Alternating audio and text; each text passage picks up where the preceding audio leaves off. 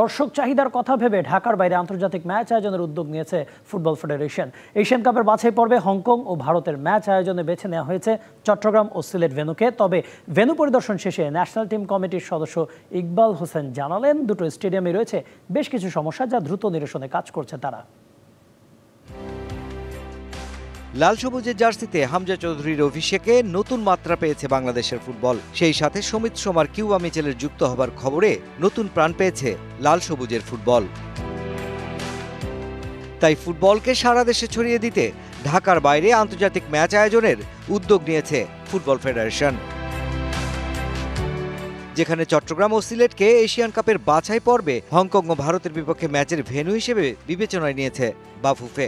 তবে দু ভেন্যুতেই দেখা দিয়েছে বেশ কিছু সমস্যা।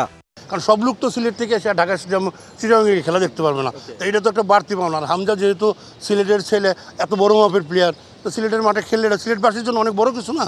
কালকে ক্রীড়া পরিষদের যে প্রতিনিধি ছিলেন ওইখানে, উনি আমাদেরকে আশ্বস্ত করছেন। পিচের ব্যাপারটা তো নর্মালি আশ্বস্ত করেছে, আর ফ্লাড লাইটের ব্যাপারটা ওনারা বলছে যত তাড়াতাড়ি সম্ভব এটা সমাধান ওনারাও চায়। এখন যে কোনো ব্র্যান্ডের পুরাতন এসি বদলে নতুন ওয়ালটন এসিতে উপভোগ করুন 25% ছাড়। এএফসি নিয়ম অনুযায়ী দর্শকদের গ্যালারিতে চেয়ার থাকা আবশ্যক, যদিও চট্টগ্রামে নেই সেই ব্যবস্থা। তবে সমস্যা সমাধানে দ্রুতই কাজ শুরু করবে বাফুফে। আমরা মাঠটা দেখে এসেছি, আমাদের যেটা পরিকল্পনা আমরা ওনাদেরকে জানিয়ে দিয়ে আসছি।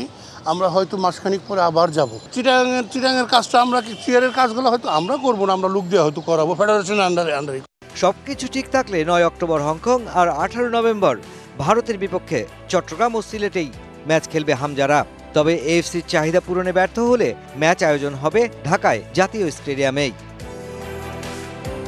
এদিকে বাবার অসুস্থতার কারণে স্পেনে গেছেন জাতীয় দলের কোচ হাভিয়ার কাবরেরা। 31 মে জাতীয় দলের ক্যাম্প শুরুর আগেই তিনি ফিরবেন বলে জানিয়েছেন ন্যাশনাল টিমস কমিটির এই সদস্য। Mushfiqur Rahman, DBC news, Dhaka.